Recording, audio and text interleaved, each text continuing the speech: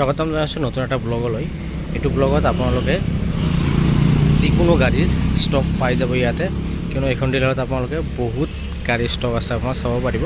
ভিতৰলৈকে যিকোনো গাড়ী আপোনালোকে পাই যাব, স্কুটিৰ পৰা আদি কৰি MT-15ৰ ষ্টক আছে, R15 আছে, আপাচি আছে, যিকোনো গাড়ীৰ ষ্টক ইয়াতে আপোনালোকে পাই যাব। শেষলৈকে চাই থাকিব ভিডিঅ'টো স্কিপ নকৰাকৈ, কিয়নো মই এটা এটাকৈ দেখাবলৈ চেষ্টা কৰিম। ৰিফাইনেন্সৰ সুবিধা ইয়াতে আপোনালোকে পাই যাব। তো বেছি দেৰি নকৰি ভিডিঅ'টো আৰম্ভ কৰোঁ শেষলৈকে। ৰয়েল এনফিল্ডৰ ক্লাছিক 350cc হয় এইখন, চিলভাৰ কালাৰৰ ধুনীয়া কালাৰ হয় এইখন। কিমান মান দিন হৈছে এইটোৰ, বয়স কিমান হৈছে? 2019 ন? ৰানিং কিমান হৈছে এইখনৰ? ৰানিং 26,000 ৰানিং হৈছে, একদম কম ৰানিং হৈছে আপোনালোকৰ। মই টায়াৰ দেখাই দিছোঁ, একদম 70% এখন গ্ৰিপ পাই যাব। চিট কাভাৰ নতুন। এইখনৰ প্ৰাইচ কিমান ৰাখিছে? 1,18,000 টকা। মাত্ৰ 1,18,000 টকা হ'লে ৰয়েল এনফিল্ড এইখন আপোনালোকে লৈ যাব পাৰিব। ৰিফাইনেন্স কৰিলে ডাউন পে'মেণ্ট কিমানমান দিব লাগিব? ৰিফাইনেন্স কৰিলে ডাউন পে'মেণ্ট 50% দিব লাগিব। 50%ত দিলে আহি যাব আপোনালোকে এইখন। আৰু আপোনালোকে যদি কেছত লয় 1,00,000 মোটামুটি 1,18,000 ন? 1,18,000 হ'লে এইখন ৰয়েল এনফিল্ড আপুনি লৈ যাব পাৰিব। নেক্সট আছে আপোনাৰ জাৱা। এইখন কিমান দিনৰ? এখন 2019 ন? কিমানমান চলিছে এইখন? এখন চলিছে মোটামুটি 40,000 মান চলিছে। দাম কিমান ৰাখিছে এইখনৰ? এখনৰ দাম ৰাখিছোঁ 98,000 মান। 98,000 হ'লে জাৱা এইখন লৈ যাব পাৰিব আপোনালোকে। ধুনীয়া কণ্ডিশ্যনত আছে গাড়ী একদম। মই ইঞ্জিন দেখাই দিছোঁ। চিট কাভাৰ নতুন লাগি আছে, সন্মুখৰ টায়াৰ একদম ধুনীয়া কণ্ডিশ্যনত আছে। নেক্সট আছে আপোনাৰ TVSৰ আপাচি RTR 160। এইখন কিমান দিনৰ? এখন 2022 চনৰ হয়। কিমান চলিছে ৰানিং? এখন চলিছে মোটামুটি 20,000 মান চলি গৈছে। 20,000 মান চলিছে আপোনাৰ। দাম কিমান ৰাখিছে এইখনৰ? মোৰ দাম ৰাখিছোঁ 92,000। 92,000 প্ৰাইচ ৰাখিছে, আস্কিং প্ৰাইচ। চিট কাভাৰ একদম নতুন। গাড়ী ইঞ্জিন চিল হয় ন? চিল আছে ইঞ্জিন চিল। ৰিফাইনেন্সটো হৈ যাব? ফাইনেন্স হৈ যাব, ফাইনেন্স হৈ যাব। আচ্ছা। এভেইলেবল আছে আমাৰ। ফাইনেন্স ৰিফাইনেন্স দুইটাই কৰাই ল'ব পাৰিব। 92,000 আস্কিং প্ৰাইচ ৰাখিছে। আপাচি এইখন নতুন ল'ব গ'লে দাম অলপ বেছি পৰে বৰ্তমান। নেক্সট আছে আপোনাৰ N250, বাজাজৰ হয় এইখন, পালচাৰৰ। এইখন কিমান দিনৰ হয়? এইখন 2022 মডেল হয় এইখন। কিমান মান দাম ৰাখিছে এইখনৰ? এখন 97,000। 97,000 হ'লে N250 এইখন আপোনালোকে লৈ যাব পাৰিব। নেক্সট হৈছে আপোনাৰ ছুপাৰ স্প্লেণ্ডাৰ এখন আছে। এইখন কিমান দিনৰ হয়? 2022 মডেল হয় ন? মই গাড়ীৰ কণ্ডিশ্যন দেখাই দিছোঁ আপোনাৰ। টায়াৰ একদম নতুন হৈ আছে, চিট কাভাৰ একদম নতুন, গাড়ী একো স্ক্ৰেচ নাই, কৰাবলগীয়া কামটো একো নাই ন? ইঞ্জিন চিল হয়। এইখনৰ প্ৰাইচ কিমান ৰাখিছে? প্ৰাইচ কিমান ৰাখিছে এইখনৰ? এখন প্ৰাইচ ৰাখিছোঁ 55,000। 55,000 হ'লে ছুপাৰ স্প্লেণ্ডাৰ এইখন আপুনি লৈ যাব পাৰিব। নেক্সট হৈছে আপোনাৰ পালচাৰ 150। এইখন কিমান দিনৰ হয়? 2022 চনৰ হয়। 2022 মডেল হয়। ডুৱেল চিট পাব আপুনি, ডুৱেল চেনেল আপোনালোকে ডিছ পাই যাব।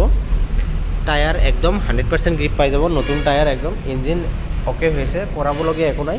এইখনৰ দাম কিমান ৰাখিছে? এখন 78,000। 78,000 হ'লে এইখন পালচাৰ আপোনালোকে লৈ যাব পাৰিব। এইখনৰ ৰিফাইনেন্স হ'ব নেকি? ৰিফাইনেন্স হ'ব। ৰিফাইনেন্স হৈ যাব। টায়াৰ সন্মুখতো মই দেখাই দিছোঁ, একদম নতুন টায়াৰ হৈ আছে, লাগি আছে। নেক্সট আপোনাৰ হোণ্ডাৰ এখন আছে। এইখন কিমান দিনত? ইউনিকৰ্ণ ন?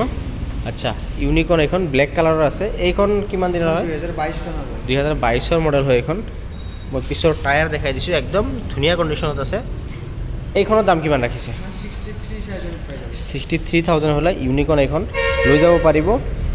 চিট কাভাৰ নতুন, গাড়ী ইঞ্জিন চিল আছে ন? এইখনৰ ঠিক আছে। ইঞ্জিন চিল হয়। যিমান গাড়ী আছে আপোনালোকে ইঞ্জিন চিলে পাব, খোলা ইঞ্জিন নাপাব। আপোনালোকে মেকানিক লৈয়ে চেক কৰি ল'ব পাৰে। নেক্সট আপোনাৰ আপাচি এখন আছে। এইখন কিমান দিনৰ হয়? এখন 2017 চনৰ। 2017 ন? কিমান মান ৰাখিছে এইখনৰ দাম? 45,000। 45,000ত আপাচি এইখন লৈ যাব পাৰিব। চিট কাভাৰ একদম ধুনীয়া নতুন লাগি আছে, পিছফালৰ টায়াৰ নতুন। 45,000 হ'লে এইখন আপাচি লৈ যাব পাৰিব।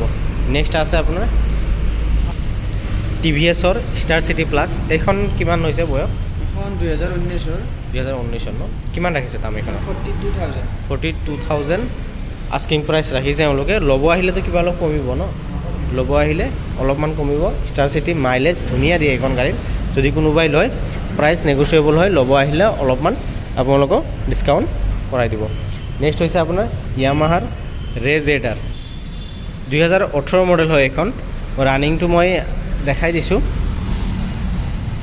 35,000 কিলোমিটাৰ ৰানিং হৈছে মাত্ৰ এইখনৰ প্ৰাইচ কিমান ৰাখিছে 40,000ত 35,000 চলা গাড়ী ধুনীয়া কণ্ডিশ্যনৰ হয় আপোনালোকে যদি লয় ৰিফাইনেন্স হ'ব নেকি এইখনৰ ৰিফাইনেন্স এইখনৰ কৰি ল'ব পাৰিব ডাউন পে'মেণ্ট অলপ আহিব দি কেনে ল'ব পাৰে নেক্সট হৈছে আপোনাৰ TVS ৰাইডাৰ ব্লেক কালাৰৰ হয় এইখন কিমান দিনৰ 2022 চনৰ 2022 চনৰ কিমান মান চলিছে এইখন ৰানিং মোটামুটি চলিছে 20,000 মান চলিছে 20,000 চলিছে আপোনাৰ চিট কাভাৰ একদম নতুন ধুনীয়া কণ্ডিশ্যনত আছে গাড়ী প্ৰাইচ কিমান ৰাখিছে এইখনৰ 69,000 হ'লে ৰাইডাৰ এখন লৈ যাব পাৰে নেক্সট গ্লেমাৰ এখন আছে আপোনালোকৰ নিউ মডেলৰ এইখন কিমান দিনৰ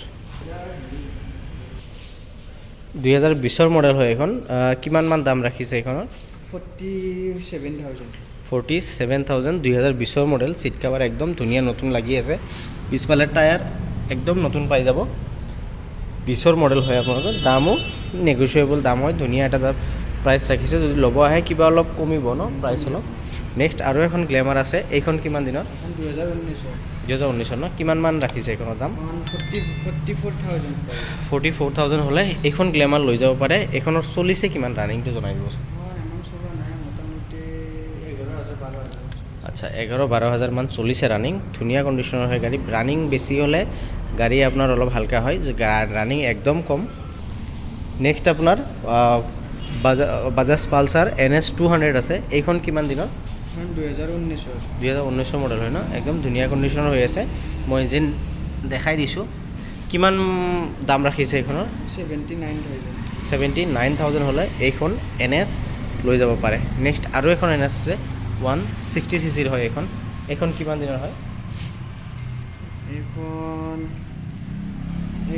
2018 মডেল হয় ন আচ্ছা কিমান দাম ৰাখিছে এখন প্ৰাইচ 63,000 2018 মডেল হয় 63,000 দাম ৰাখিছে টায়াৰ একদম ধুনীয়া কণ্ডিশ্যনত আছে চিট কাভাৰ আপোনালোকৰ নতুন লাগি আছে একোতো কৰাবলগীয়া নাই কাম ন খালি লৈ যাই চলালে হ'ল ন ইঞ্জিন চিল হয় আপোনাক নেক্সট আৰু এখন আছে আপোনাৰ 125cc NS এইখন কিমান দিনৰ এখন হ'ল 2021 চনৰ 2021 মডেল হয় ন এইখনৰ কিমান মান চলিছে ৰানিং মোটামুটি 25,000 মান চলিছে 25,000 চলিছে দাম কিমান ৰাখিছে এইখনৰ 68,000 মাত্ৰ 68,000 হ'লে এইখন NS 125cc লৈ যাব পাৰে NSৰ তিনিটা ভেৰিয়েণ্ট আছে 200cc 160 আৰু 125 যিকোনো আপোনাৰ যিখন লয় যিটো পচন্দ আপুনি সেই লৈ যাব পাৰে ৰিফাইনেন্স কৰিব পাৰে ৰিফাইনেন্স কৰি লওক ডিলাৰৰ এড্ৰেছটো জনাই দিব এড্ৰেছটো আমাৰ গুৱাহাটীৰ পৰা আহিলে আমাৰ অভেল হস্পিটেল আছে অভেল হস্পিটেলৰ অপজিট চাইড আমাৰ জয়ৰাইড মটৰ আছে জয়ৰাইড মটৰছত আপোনালোকে আহি যাওক ৰিফাইনেন্সৰ কাৰণে কি লাগিব ডকুমেণ্টছ ৰিফাইনেন্সৰ কাৰণে আধাৰ কাৰ্ড পান কাৰ্ড বেংকৰ পাছবুক এটা হ'লে খিনিয়ে লৈ হৈ যাব ন